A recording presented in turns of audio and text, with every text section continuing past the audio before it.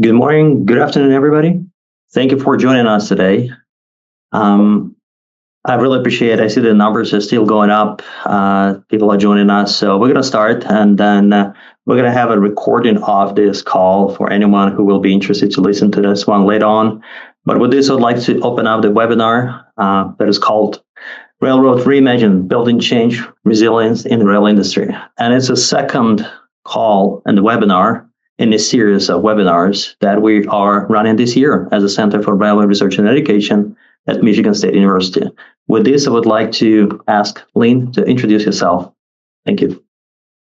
Oh, thank you, Val. So I've spent my whole career in change, but really I only became skilled in change because I was implementing other things at Textron first, reporting to the CEO, and then at Union Pacific, reporting to the CEO. Before, though, I got to the CEO at Textron, I was boots on the ground, implementing changes all at our manufacturing facilities all over the world. And I'll talk a little bit more about that as it relates to change directly as we go through it. Thank you. Excellent. Thank you, Lynn. And I wanted to add that Lynn also teaches change management in our course, the Railway Management Certificate Program in Module 1, that will kick off in late April 2026. We just graduated 26 railroaders a couple of weeks ago in Chicago, and we are actively enrolling participants for 2026. With this, I would like also to take an opportunity to introduce myself. My name is Val. The full name is Valery Kucherenko. I'm a director of Railway Research and Education Center here at Michigan State University. And I've been really enjoying this program, enjoying this place to work, and it's a tremendous opportunity for me to contribute to the industry that I really love and appreciate what it does for the entire economy and North American continent. So with this, I would like to continue on to the next slide and go over agenda real quick. Before that, I wanted to highlight, as I mentioned at the very beginning, this is the second call and the webinar in a series of webinars. The first one we had with Jason Miller that was related to UP and NS merger, or as I call it, potential merger, because we don't know how it's going to unfold over the next year. And this is the second call, and I'm super excited because Lynn brings a lot of experience and wealth of knowledge, specifically related to change resilience in the railway industry. So it'll be really interesting to listen to her, and I look forward to that call. And I would like to go over the agenda real quick, so everybody's on the same page.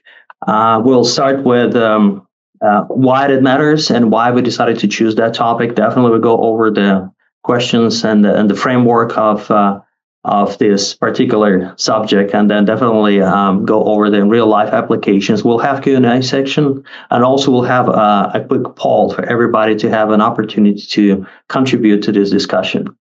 Also, I would like to mention that we have two options for you to ask questions. You can either put them in the chat or in a Q&A section here on Zoom. I will do my best to monitor them, and as we go through, I will ask Lynn to ask those questions if they're related to specific subject. Otherwise, I will keep them till the end, and we'll answer them at the end of the presentation.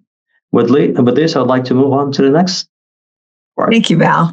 I do just want to say about the Q&A, I've broken it up into 3 sections because we're going to cover 3 key areas on change, practical, real world stuff. And so if you wanted to ask questions about that section, you could. We'll have just 5 minutes at the end of each section, and then we'll save time at the end for more. Okay, so let's dive into change. First, personal change. I don't know if you've made a New Year's resolution. I do it every other year or so. If I really don't make it, I don't try again. I wait a whole nother year and then I try again. But what I want you to think about, and put your answers in the chat. We'll grab the first few and Val's going to read them. What percentage of people keep their New Year's resolutions, do you think? Just throw some answers into that chat. Val, as they come in, just start reading them. And when we get close, I'll give you the answer. Sure, I will.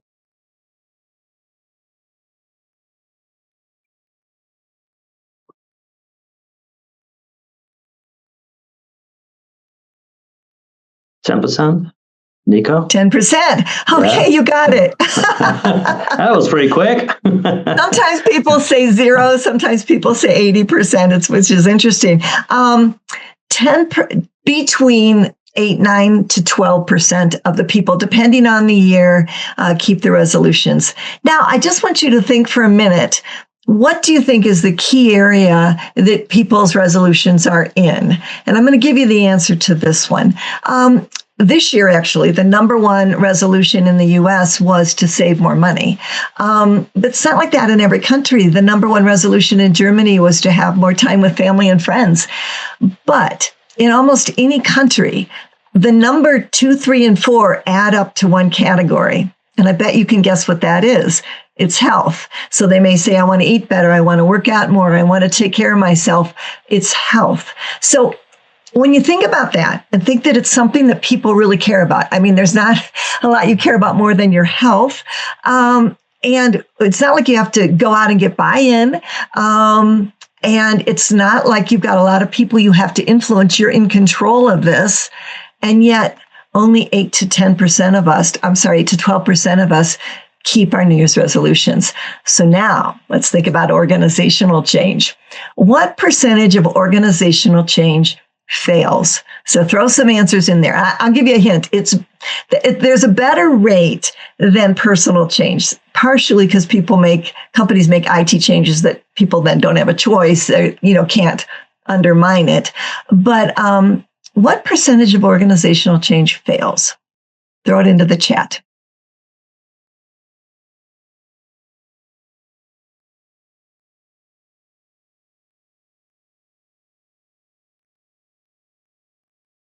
Nothing yet. Okay, just throw something in there, folks. I used to be a stats professor, and I learned that if you wait 10 seconds, people we've got will... 60. We've got 60% from Nico. We've got 50. We've got 45 from Sandra. 50 from... Okay. All right. Let me tell you, you're an optimistic group. Study after study shows that it's between 60 and 70% of organizational change fails. Most of the studies end up closer to 70% of failure, whereas the lowest failure rate that you can find in any study is 56% failure rate of organizational change. Now, this is many studies, many types of organizations globally. It's really consistent in all those studies. And then think about that now. So if your boss says, "Oh, okay, so we're gonna roll out this big organizational change," do you raise your hand and go, "Well, since it's probably going to fail"? No, right. First of all, you may not keep your job for long, but also, you'll be viewed as negative or don't jinx it. But the point is, that's what the data says. So we are more likely to fail than succeed in an organizational change, unless we approach change differently. And the change that we're making, we put some time in the beginning and plan the change. So how hard is change really? Here's some more studies just to back that up. Only 38% of employees are willing to support organizational change, down from 74%. That's 2022. That's a recent study. And 71% of employees feel overwhelmed by the amount of change at work, also a recent study. So now the next question is, is it increasing? Is the amount of change increasing? I bet you know that it is, right? Especially you feel it in the railroad industry. 85% of executives and project managers report a rise in the number of change initiatives. So the rest of that report said actually 25% of those executives say that the number of changes at their organizations will double in the coming year. So we got to get good at it. At a 70% failure rate, we have to get good at change, particularly when you look at Val's topic from last time, with big mergers, things happening across the railroad. Wow. If we don't do these things right, it can be a disaster for, implications down the road, even with our country. So it's important to understand change. All right, a little bit about why I came to understand what I did. When I started at Textron, I was in the automotive division, and I was implementing change primarily lean manufacturing and SAP on the manufacturing floor in countries all over the US. Eventually, I was transferred to Paris. I was implementing in France and Germany.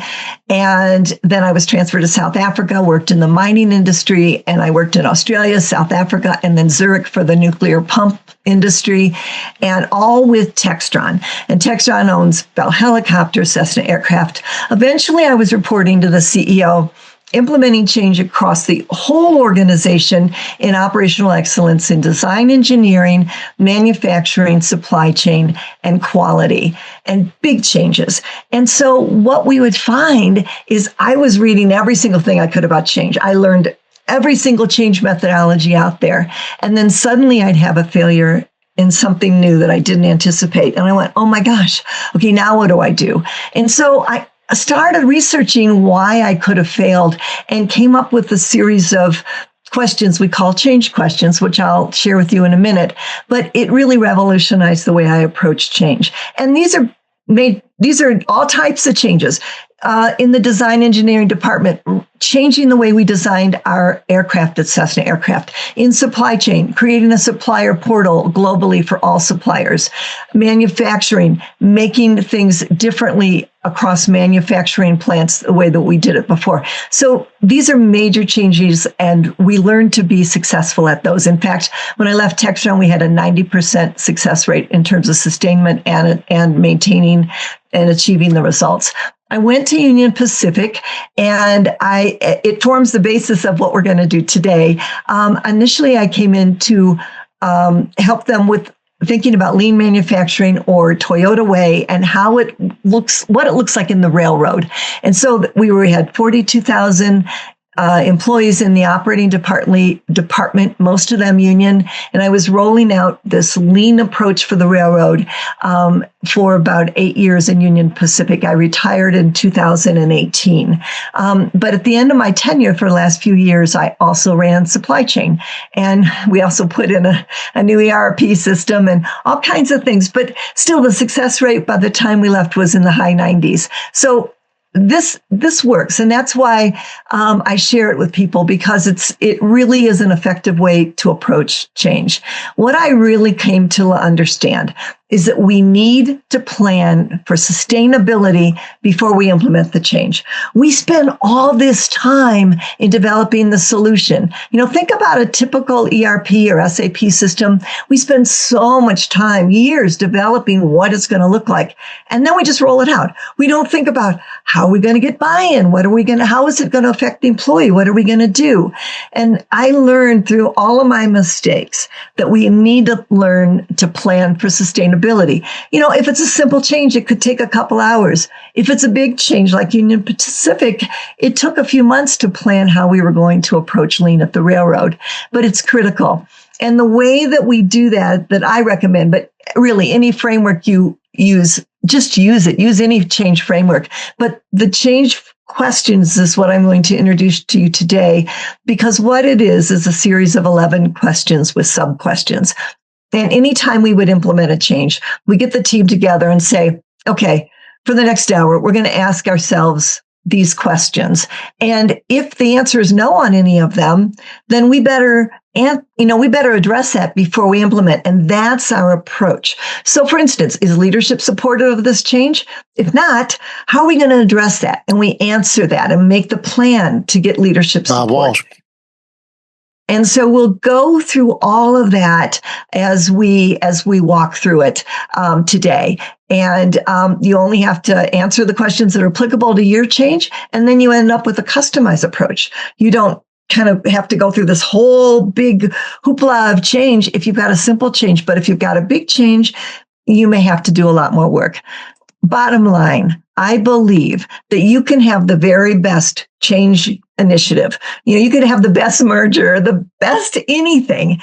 But if we don't understand and use change management principles, it's probably going to fail. And the research does back that up. Okay, one more thing for you, because this is the thing I'm going to leave you with. We're going to go through several of the change questions today. The key ones where there's some aha moments. Maybe I think you might hear some things you've never heard before, and it comes from the research and from my failures. But when I was implementing Change at Textron, this was before Zoom, and we had global teams in 32 different countries. We needed a way to use these change questions to get everybody aligned. So we had a clunky, fillable change questions document. Now we have a fillable PDF. You can download it. It's free at the website, changequestions.net, or you can use a QR code. And I will be, you don't have to do it now, but I'm going to be walking through some of those questions and show you how the digital workbook works. And what you'll be happy to know, even though I teach this to all types of industries, is the case study is Union Pacific Railroad. It's a railroad case study. And the book itself is also the Union Pacific 8 years case study of real experiences, although all the names have been changed but Lance Fritz, but every other name has been changed. So let's go into this right now. We're going to start with a poll, and then we will be able to dig into what we wanted to cover today. I'm going to turn this over to Val while he asks the poll. This is the poll question. Yep. What are the reasons that organizational change fails? Thank you, Lynn. And I'll be launching the poll, so we'll roughly run it for a minute. So it should pop up on your screen right now. So feel free to answer that poll with free text answers. I'll be reading them out loud as we finish the poll.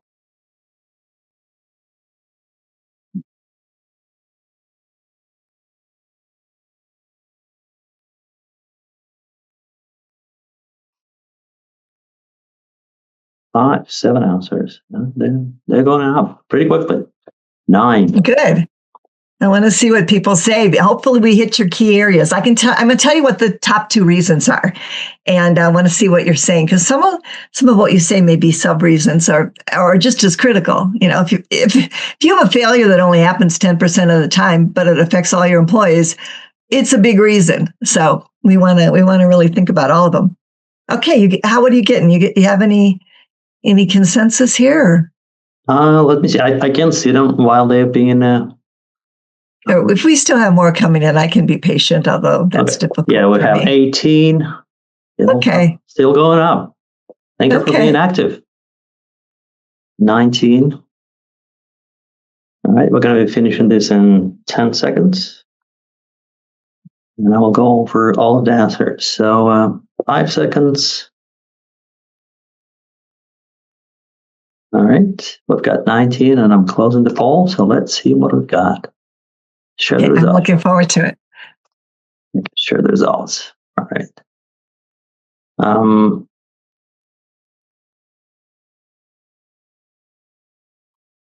So what we've got here, I don't know if you can see them, but essentially we've got, Lynn, can you see them? Or you cannot? I can't, but why don't you go ahead and debrief, and you can just tell me. We'll lead right into my next thing. All right, so let me go with the top ones. Poorly communicated and lack of supervisor leadership buy-in, poor execution, insufficient communication, not involving team, outsider, new leader implementing, lack of planning and buy-in, lack of sponsor support, lack of alignment with process. And I've got a nice picture that essentially has the lack and leadership right there in the middle is the 2 most often used words. So leadership and lack of leadership. Okay, good. Yeah, so you're right. So let me tell you what the top 2, according to predominant research. In almost every study, not everyone, but in almost every study, either leadership is number 1 and communication is number 2, or communication is number 1 and leadership is number 2. So that's critical. So we're going to cover both of those, but we're not going to cover them in the traditional way you've probably heard them covered before, because what I found in my long career, is that I could have what I thought was leadership buy-in and it would still fail. And I realized, oh man, it failed because of leadership. Or I could have what I thought was great communication and it would still fail. And I went, oh my gosh, and it failed because of communication. So after deep diving into the research, what I was able to find, and I'm going to share with you today, are the specific things you need in both of those categories in order to be successful. And you'll find those in the digital workbook, which will also And again, no strings attached. It's free. It's for you. And that will help you in those areas. So let's hit communication. Another study, companies with effective communication strategies increase the change initiative success by 38%. Okay. Now, what is communication? This is a McKinsey study that changed the way that I learned and approached communication. And actually, I discovered it before I left Textron. But when I got to the Union Pacific, I asked somebody that I was working with in communications to take all this research and create the perfect communication plan. There's no such thing as perfect, but an excellent, robust communication plan that addresses these key critical areas that should be in every communication plan. Let me go. And what's cool about it is that it's a blend of leadership and communication. It hits both categories because this is how leaders communicate. So let's look at it. Leaders give frequent updates. So in other words, a lot of times we get the announcement and then there's silence. So instead, one critical aspect is for leaderships. It's like this constant drumbeat of, okay, this is where we are so far on the timeline. These are the successes. These are the areas we're pivoting. These are the early results. What's happening? Who's doing what? These are the frequent updates by leadership that it's important. The next one is employee roles.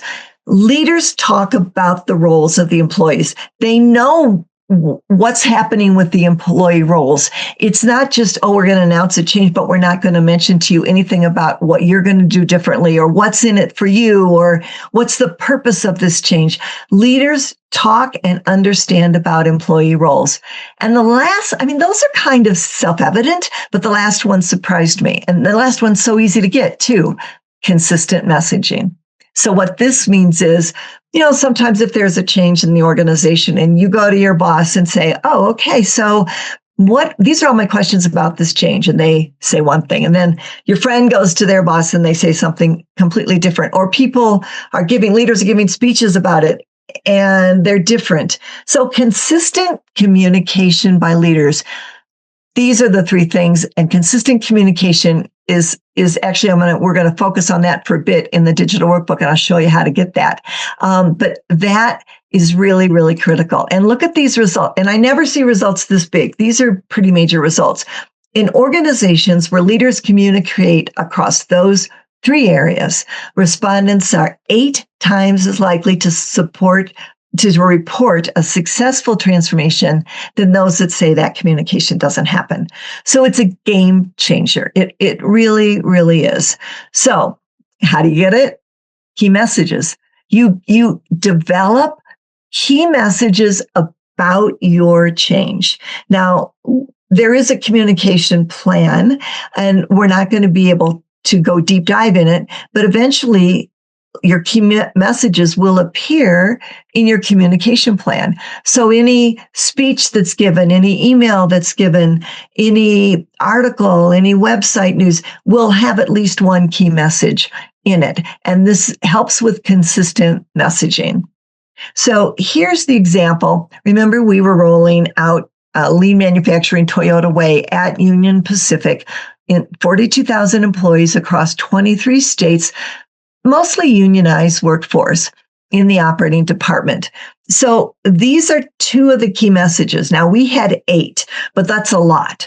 A lot of times you may have just one key message, and it's just the main thing you want to communicate, and then everybody is saying the same thing.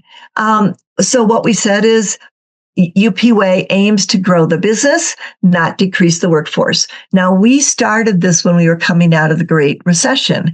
And so, railroads are usually the early warning sign of a recession, and then come out a little bit quicker as the traffic starts to pick up. And our biggest challenge was hiring enough people.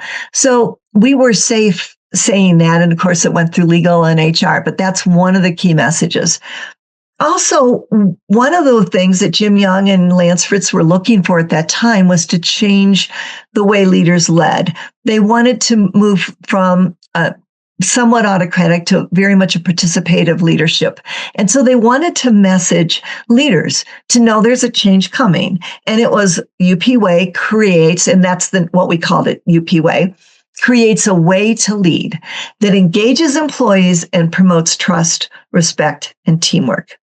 And I mean, I normally don't talk about results here, but the engagement scores just kept going up as we kept going along. And what's interesting is we correlated every year the KPIs, the key KPIs. You all know those scorecards with the scores that talked about engagement, and we found a positive correlation.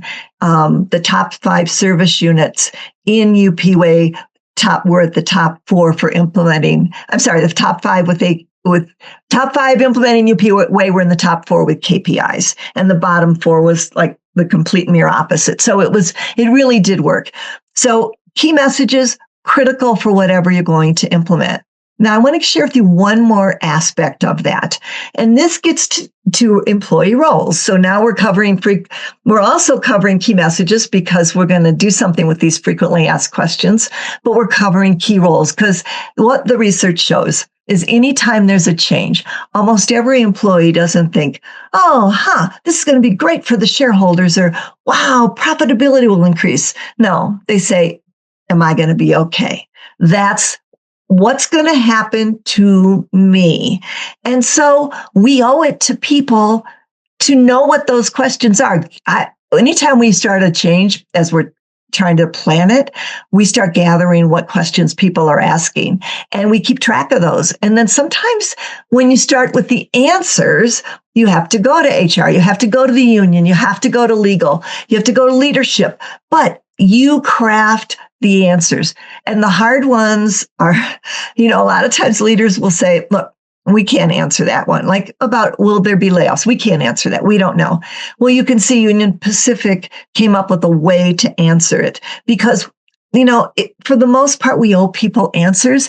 And when they feel that we're being transparent, they trust us. Now, if you don't know their answer or you can't say the answer, we have to say that we don't know at this point in time. You just want to be as transparent as you can about everything you can be, because the way that change happens is trust. Employees start to trust. They believe in the change. They believe in you. You start to build trust. And that's the most effective way to implement change. It takes a little more time, but it's a virtuous cycle, right?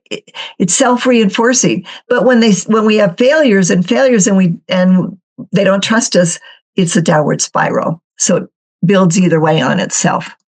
Okay, and these are examples of frequently asked questions that people often ask. What's in it for me? What support will I have? Could I lose my job if productivity increases? What's the timing? Will I lose overtime? Will my job change? Will I report to somebody else? Will I have to relocate? Those are key questions, and we do our best to answer those as well as we can. And what do we do with this? We distribute it to all the leaders at Union Pacific. We put it on the webpage. And because people were so afraid that they would be laid off, we hit it, that whole question in the frequently asked questions, and you can see the answer. I don't read all my slides. We also, interestingly, got a question about, does UP Way replace the company's mission and values? But we had pages of these questions because we were having such a big change. And so here you can see, this is the digital workbook on page 23 of the digital workbook. And there's always the example right here. And then you can fillable PDF with your team, and you can fill this in. You can save this on your computer. You can share it with leadership. You can use this as your own document if you want to go ahead and download it. So when I talk about the change questions, they are actual questions. So here is the communication change question. What is your communication plan to consistently, remember consistent, and proactively provide information to employee stakeholders about the change initiative? There are considerations and deliverables, and every change question has this type of format. And you would ask that to your team. What's our communication plan? If it's one department, 10 people, it might be very simple. If it's 42,000 employees scattered in 23 different states, it's probably not going to be simple, but it's going to be effective once you do it. Okay, I'm going to take a pause here, and we're going to move into leadership next, but I want to make sure I give time. We're going to have about 3-4 minutes for questions if we've got any. about communication. Yeah, feel free to put them in the chat or in the question. Yeah, I'm sorry, put them in the chat, right. I'll give you just a few more seconds and then we're going to go on. As we go through the leadership section, if you have questions about leadership, put them in as I'm going. Okay, we're going to keep rolling. Okay. So when we say leadership support, and a lot of you, when you filled out the reasons that change fails, you said leadership support. And that's what all the change management kind of frameworks talk about, is that you have to have leadership support.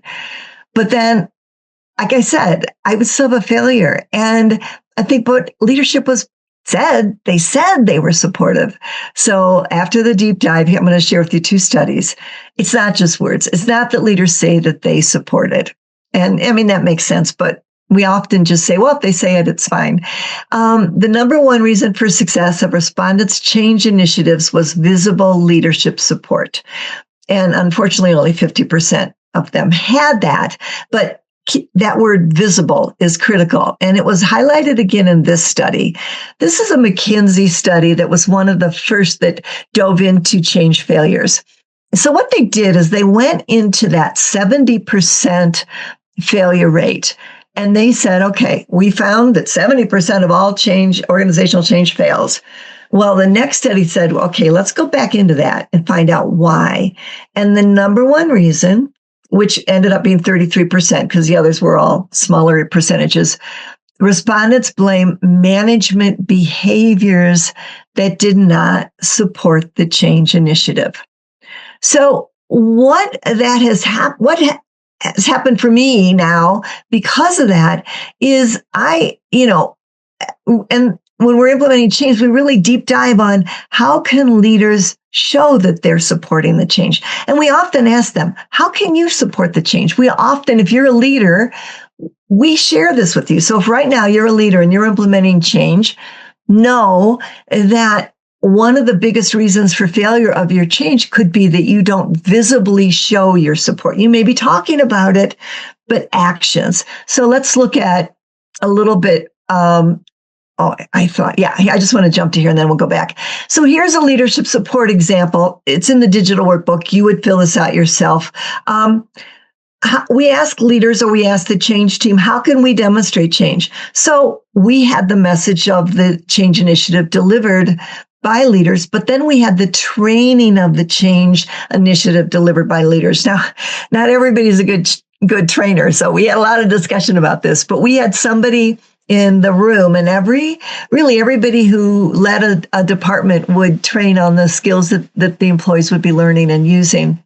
And then we had survey results from each training session, and we also had it given 3 weeks after the training that asked, are you starting to implement yet? And we gave that information back to leaders so that if the employee said, no, we haven't implemented yet, or leaders haven't asked us for our ideas for how we could improve the railroad, we would go back to leaders and say, you need to start taking some action.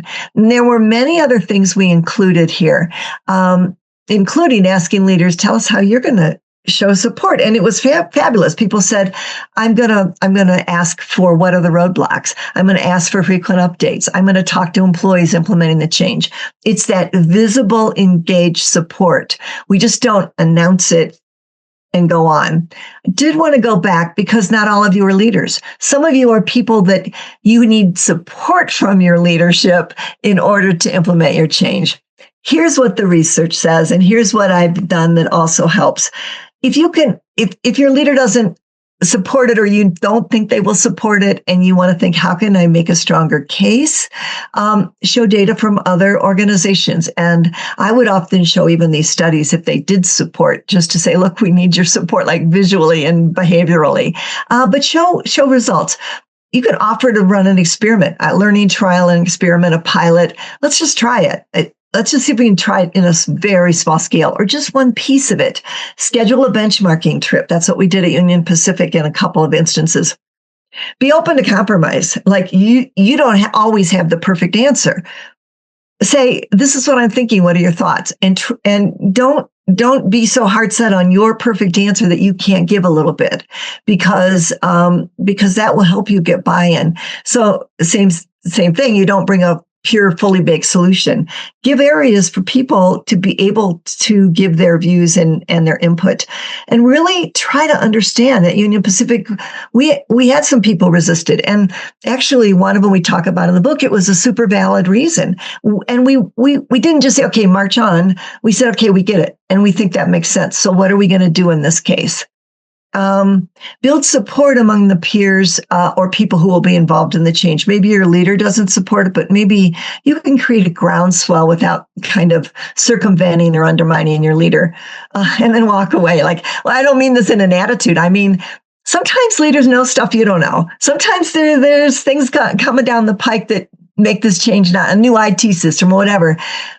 So, if you don't, since it's the number one or two reasons change fails, why would you implement a change if your leader doesn't support it? Like, just be rational about it. Okay, well, and maybe we'll try again in a year. Or maybe you can say, can we revisit this again in 6 months or whatever, right? So that's always an option. Okay. The leadership change question is, how can leaders demonstrate active and visible support of the change initiative? And that's your deliverables. You want visible leadership commitment to the change, not just words. Okay. Now, any questions about leadership? And we're only going to have 5 minutes because I have to hit one more area. So let's see what we got. No, we don't have any answer. We don't have any questions, Lynn. No questions. Yay. No. Not yay. Okay. All right. Well, let's keep rocking. All right. Okay, this is the last thing I want to cover. And it's the thing that normally I tell a story about it because it was a huge failure on my part. But don't have time for that now. But it's the thing that changed the way I approach change. So most organizations roll out a change across the board at the same time. And that's the way I always rolled out change across the board. Whoever's in the group, you just roll it out. But look at this curve. And by the way, I don't put a lot of my references here that I provide them to people. I've got references for all this research, but I had originally found this curve way back in the 2000s, early 2000s, in Michael Hammer's book, Reengineering the Corporation. And, but I didn't know if it had any really statistical validity. In the meantime, though, I did find the reference underneath it. All you have to do is read the name of the article of the people that did the study, and I think you'll believe it. It's the American Institute of Mathematical Sciences, Discrete and Continuous Dynamical Systems. All right, so they validated this, and there have been many other organizations that have validated it. So let's explain. Kind of self-explanatory, but it's important we walk through it. So in any given group, 20% of the people will accept change. 60% will resist, 60% are neutral, and 20% will resist. Now, think about what happens if you roll out change to everyone at the same time. Who has the loudest voice? It's usually not the change agents, and that's been shown again and again. And it's not the neutral folks. The people that resist will have the loudest voice.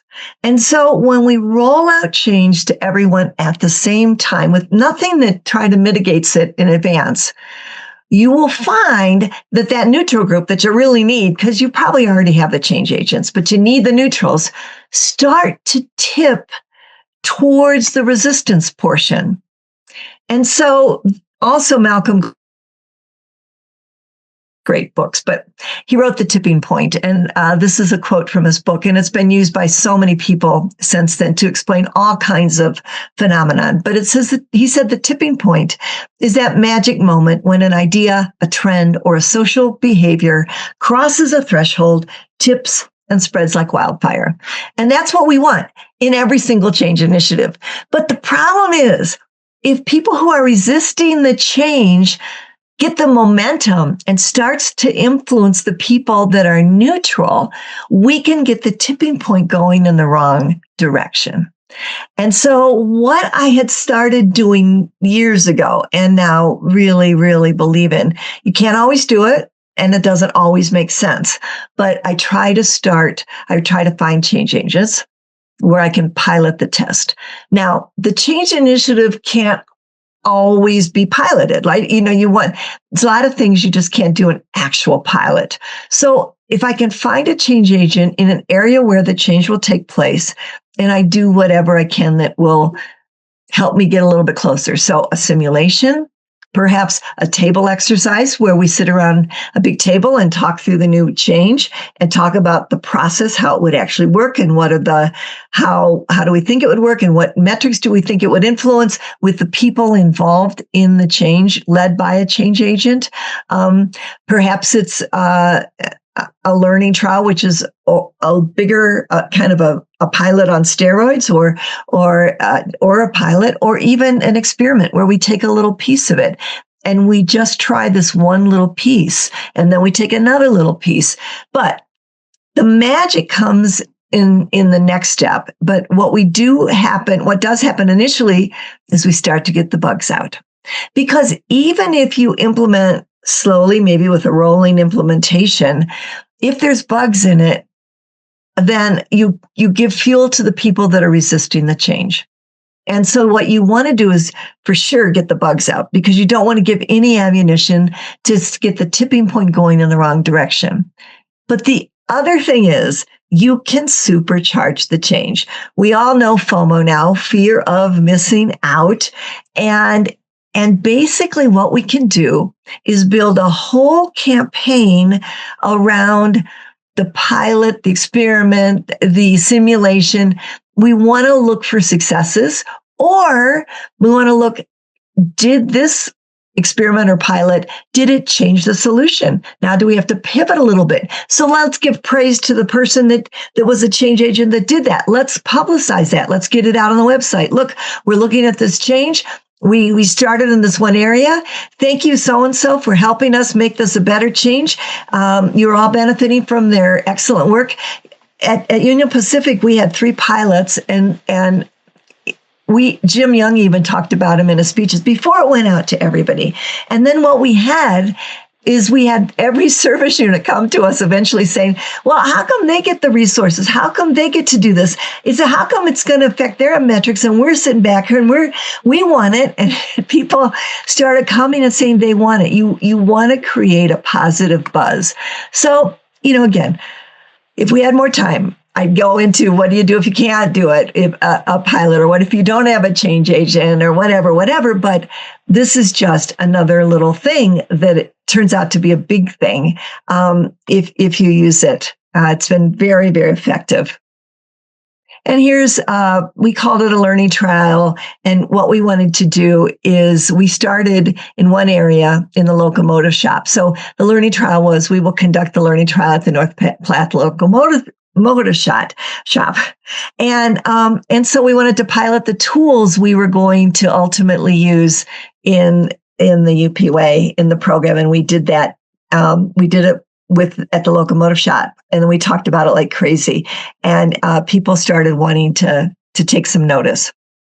And here is the change question. There's 2 here that I'm going to cover. Where and how can you conduct a learning trial to try out the change initiative in advance of the full launch? And also, how will you provide positive recognition that will support the change initiative? And that will roll into your communication plan that we talked about a little earlier. Okay, and here's the recognition example. Again, it's in the digital workbook. Okay, this is my last slide. Showed you before, I really believe we need to plan for sustainability before we implement the change. And what happens? You may say, your leaders may say, everybody may say, but I don't have time for this. Well, okay, given a 70% failure rate, I think you don't have time not to do it. And it could just take a little bit of time. All right. I promised I'd end at 1:45, and it's 1:45. So I'm going to turn it over to Val. If you want to manage questions, or if you'd like to do other things right now, we can see what we've got. Sure. We've got one question from Nico, and I will read it out. So what is your perspective on organizational change fatigue? It's a really interesting question, especially Yeah, given the no, fact that you mentioned at the very beginning that a lot of changes have been implemented these days. So it is real. The data shows change fatigue is increasing. Specifically, change fatigue in the research is very much correlated with some very specific areas. So, for instance, if we ask people to do the change and the change itself, that maybe we ask them to use a new IT system, it doesn't work. And we don't give them the resources on how to get help on that work. That is one of the big causes that leads to change fatigue. In addition, every change we walk away from as an organization because it failed and we just stop talking about it and it slowly disappears, that leads to change fatigue. That's downward spiral we talked about, and people become less and less likely to trust in us on the change. But it's really real, and it is increasing, partially because the amount of change that everyone is increasing. One other thing that leads to change fatigue is too much change too fast. So the whole idea is that you change something. If it's major, you change something major, but then you give it time. You may want to jump right in and improve it or do this or that, but you have to give it a little bit of time. Let people get used to it before you jump right in and then make another change to it and another change. So that's why it's important to get the bugs out ahead of time, because every time we don't give people time to rest in that space and get used to it and then change it quickly again, it increases change fatigue. Good question. Thanks. Thank you, Lynn. We've got a comment from Alex. Nigel, Lynn, excellent presentation. I wish you had been able to bring some of these skills to CPKC while I was still there, especially during the time after implementing the CPR-KCS merger. And I can attest to that. I've been through this as well, and I wish you were there. Well, mergers are hard. They really are. They are one of the hardest changes to, if not the hardest change to implement. So, yeah, the change that has the biggest failure, believe it or not, is technology. But mergers are super, super hard to implement. Thanks for that feedback. Yeah, we've got a quick comment from Nika. Thank you for sharing your perspective. My pleasure. We don't have any other questions, but feel free. We still have time.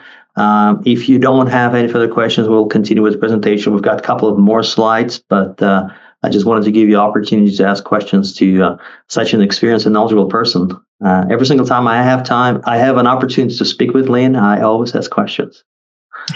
All right.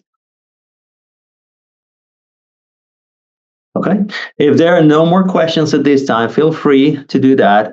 We're going to continue with the presentation, a couple more slides before we'll wrap it up. First of all, I would like to mention that this webinar is part of the webinars, a series of webinars that we've launched this year to support the Railway Management Certificate Program. Essentially, this program has been running for 18 years. We actually graduated the 20th cohort this year, and we actively enrolling participants for the next year. And as I mentioned at the very beginning, Lynn is one of the presenters who teaches in Module 1 out of 4. So if you're interested in upskilling your railroad leadership skills, please feel free to join us. You can register for all 4 modules, the entire program with just one of them. And we'll be more than happy to support you and guide you through the enrollment program process, and definitely we'll be supporting over the next 12 months when the program launches next year. We've got a couple of more comments. I will stop here for a second. I don't know, Lynn, if you can see them, but they're right there in the chat section. It's primarily. I can open it. Yeah, I wasn't doing that because I didn't want to mess up doing the slideshow. But let me. You know what? No, can you read them to me? Sorry, I don't want to advance the slides by clicking. So one of the comments from Sandra: I work for Lynn at UP, and she is just as fabulous now as she was then. Thank you. So good to hear. Nice to hear from you. I paid people to do that. I don't know why the rest of them haven't done it, but no, I'm teasing. That's got to be something going on. Thank you so much. Daniel, on the railroad supplier side, but still very valid content and points across any large organization. I agree. Steve, what do you do when your chairman who is an advocate for your change decides what? Okay, wait a minute. What do you do when your chairman, who is an advocate for your change projects, decides to retire without asking your permission, and his successor asks you why you're wasting money on his high-tech junk? Yeah. That's a big one, and it happens so often. I had that happen to me a lot when I was visiting all these little manufacturing plants, and we just get rocking and rolling, and then the plant manager would move on, and we had to start all over. So I would go back to the list. I think the first thing is to understand the source of the resistance, and then the second thing is to be able to say, okay, what are you looking for? Because perhaps there's a way to meld what they need with what your solution is. The thing that I think we it's just natural is a new leader comes in with new priorities. And so the new leader does have the right, and maybe especially if they don't know the business or come from another organization, they may not understand how important your project is to the organization, but they do have the right to set their own agenda. So I think you want to find out what their agenda is, and then find out, is there a way that your solution can somehow be melded to be able to achieve that agenda? And if you can't make headway there, then I would also say, you know what? If it's technology, you may not be able to do a pilot, but if you could experiment in a very kind of small way that's not a big investment, I would try to run some experiments. But you don't want to get sideways with the new leader. So what the Wizard of Oz, these things must be done delicately. I think I would be very careful and recognize that you've got somebody new in place with the different agenda, and they're going to be held responsible for delivering on their agenda. And so you've got to try to support that any way you can. That's how I would handle it. But I'm not in your situation, and I don't know your circumstances, but just off the top of my head, without knowing the individuals involved, I'd probably go that route. Thank you, Lynn. We've got a couple of more questions. One comes from Andrea. Our industry has a huge need for standards. What would be the 3 main tips you would give to someone trying to implement them? Yeah. Standards are hard. So because everybody wants to do, isn't it an interesting balance between autonomy and owning your process and wanting to have input into it and make changes, and standardization, because we can't have it totally any one way. But if we have a lack of standardization and it's leading to, problems with quality or with safety or anything like that, there are areas that standards are non-negotiable. So it depends on the type of standard. Okay. So the higher the risk, the more you have to make things mandatory. But I always hesitate to make things mandatory without getting a lot of input from a lot of people, because you're going to span the whole range, and those folks are going to have to implement what the mandate is, and you want to make sure that they feel that they are somehow involved. Now, of course, if you have a huge group, you're only talking with maybe the leaders, and it may take longer, and it may just be a mess. I mean, I've done this, I know. If I'm talking about a smaller group, where everyone has a pride of the way they do things is the right way, then I try to get a couple of those leaders together, and I say, okay, you 2 or you 3, you got to come up with the way. So I want you to compromise, but figure out, this is the objective. This is what we have to achieve. So we have to have X amount of quality, and feel free to try each of your ways out in order to get that. But the best one is going to win. And maybe the best one is a blend of all yours. So, again, that is a very that's a different situation. So it's hard to answer your question without understanding the full situation. But again, I'm just kind of throwing out a bunch of ideas, and whatever resonates with you is kind of, I hope you can get some value from it. Thanks, Lynn. And we've got one more question. This time it comes from Dax. As a change agent champion, what recommendations do you have for those of us who are still rising through the ranks, but can see that those above of us are dropping the ball with the changes that were sought? Do we stay the course or try and determine a good pivot point? Okay. So I'm going to rephrase what I think you said, because I could go two ways on this question. Okay. So I hope I'm rephrasing correctly. You see some changes that need to be made, and they're good for the business, and you're trying them out and they seem to be working, but you've got leaders that are not embracing those changes. Val, is that about what you're seeing there? Yes. Mm-hmm. Okay. So what are your alternatives? So I kind of go back to that whole idea of that you have to understand probably a little bit of what I said earlier, and you may have put this question in before I said it, but you have to understand their resistance. You have to understand what their objectives are, because their objectives, or what they're going to be held accountable by their boss, will drive your activities.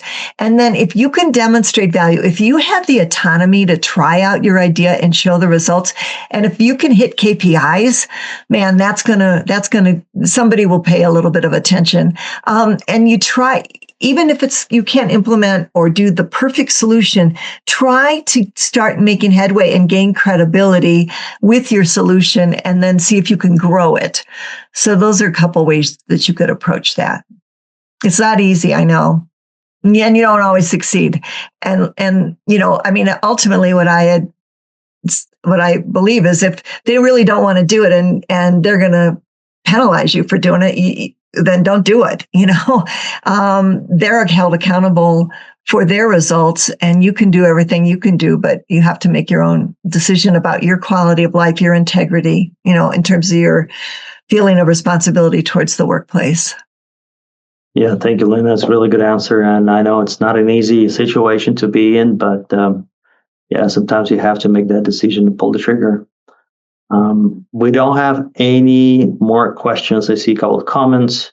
One of them is related to the fact that it turns out that the National Transportation Safety Board can be the major advocate for change that improves the safety on rails. Mm-hmm. I agree. Okay, good. Yeah. All right. Val, do you want the next slide now? Thank you for all your questions and comments. I really, really appreciate it. Some really good questions there. Yes, absolutely. Yeah, if we can advance.